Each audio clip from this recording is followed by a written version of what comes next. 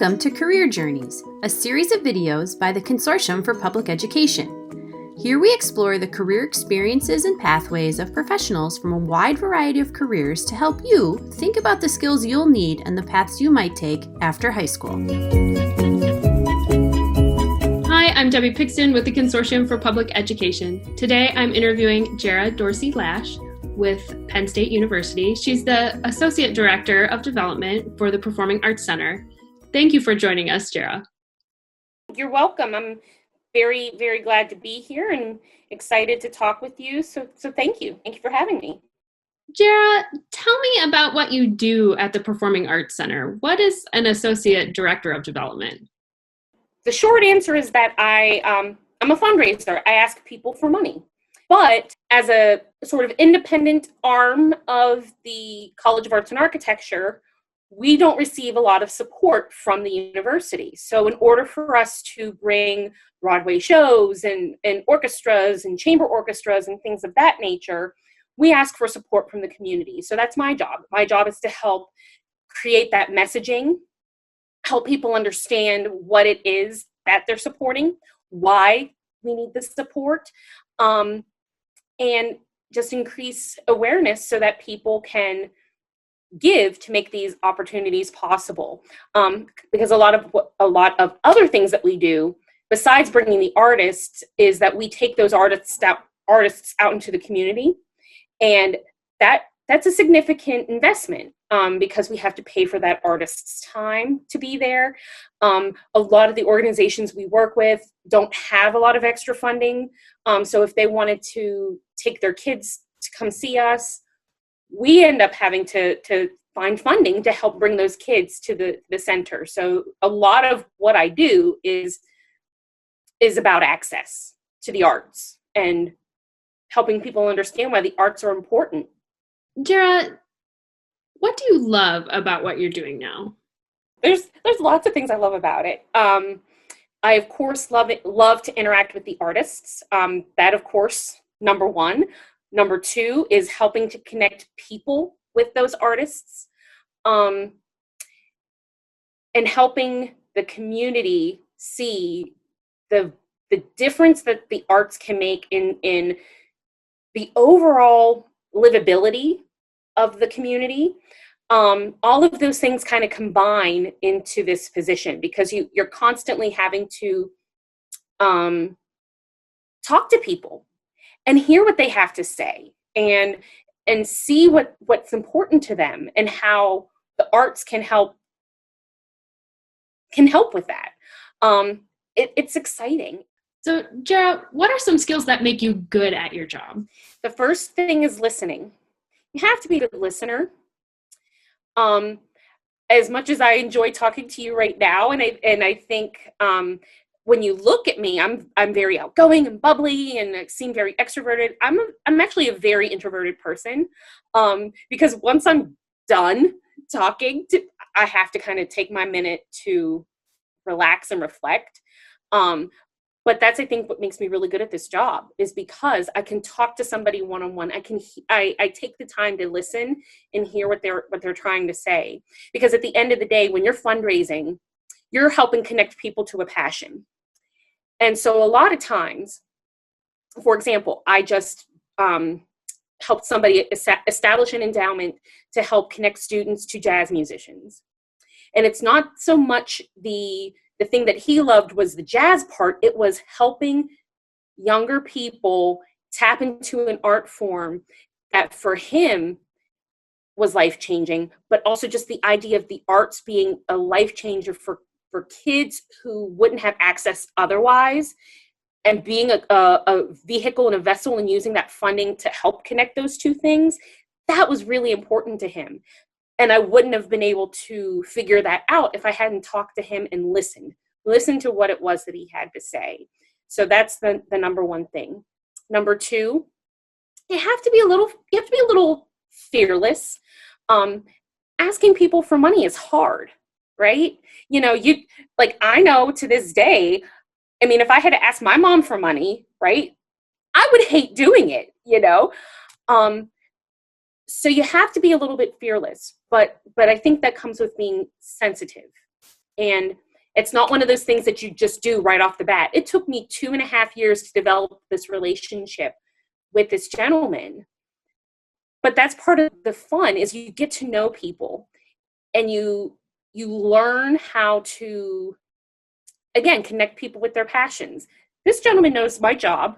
I'm not being, I'm not lying to him when I say I'm not his friend. I am his friend, but I'm a friend that's helping him achieve his philanthropic goals.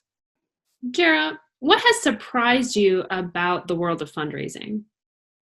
There's been a couple of surprises. I think the first is, for me, I had to figure out my place in the world of fundraising, because there's lots of different ways you can come into it. And almost every fundraiser you talk to will say that they came across it by accident, like I did. I completely came across it by accident. And at a place like Penn State, it's huge. It's huge. There's almost 400 people just in fundraising across 24 campuses that are all under one umbrella. 400 people. So there can be a lot of competitiveness when you're in a larger group like that. Just, that's the nature of it. So you have to figure out how to carve out your place and work well with people, so that you're not seen as a threat, and so that you're seen as a collaborator, so that you learn how to work with people. The majority of my folks that give, they give to all of the parts of the university. So I have to share that donor with other people, right? So you got to be a team player. And that is the thing that surprised me the most, I think, about development, is how team player oriented you have to be. What's one final piece of advice you would offer to students considering a career in the arts? I guess the biggest piece of advice is,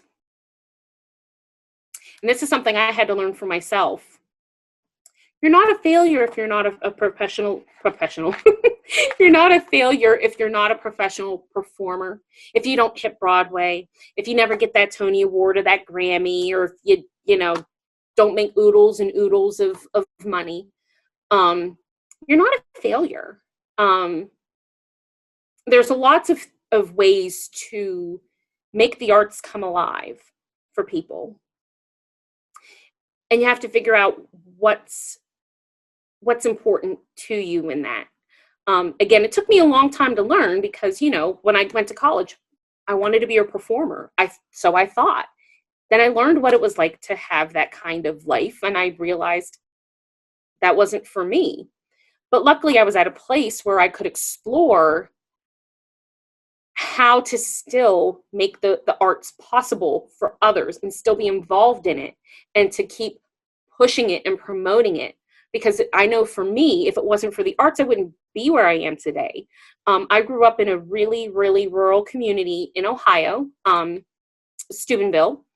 And I'm not even in Steubenville, like outside of Steubenville, like with cows and stuff. So let me tell you, when I tell you it was rural and poor, that's how I grew up. And if it wasn't for my 7th grade band director taking us to the Pittsburgh Symphony for a concert, and then the next month or two, an aunt of mine taking me to see my very first touring Broadway show, I would have never, ever learned that there was a life outside of Steubenville, and that there were ways to make an impact in the world that didn't necessarily mean that I had to be a lawyer or a doctor or a nurse. Not to say that those things aren't important, but I know for me, those were not a good fit. I don't like blood. I don't like to argue. That's not where I fit. And so I was fortunate enough to be in a place where I could explore how to make that happen. And you don't have to have a master's degree in arts management like I do. It helps, but you don't need it. You can intern at your local arts organization. But yeah, the arts are important. The arts are necessary. The arts expose you to viewpoints and ideas and thoughts that that challenge you, but they help you grow. And that's what we need as people. We need to have things that challenge our perspectives, that help us to see from different perspectives. Whether or not you agree with them, you don't have to agree with it, but just to have that knowledge helps you just be a better person and helps you be a better human. And if it wasn't for your arts program, you wouldn't have your favorites like, who do these kids listen to today? Kesha, and is Kesha even important? I don't even know. But you know what I'm talking about, kids. You wouldn't have your favorite artists today if it weren't for your music programs and your arts programs. So, Jara, this has been truly wonderful. Thank you so much for sharing your thoughts and experiences with us today. For more information or to learn about other careers in the Career Journey series, visit our website and check back soon for our next installment. Thanks!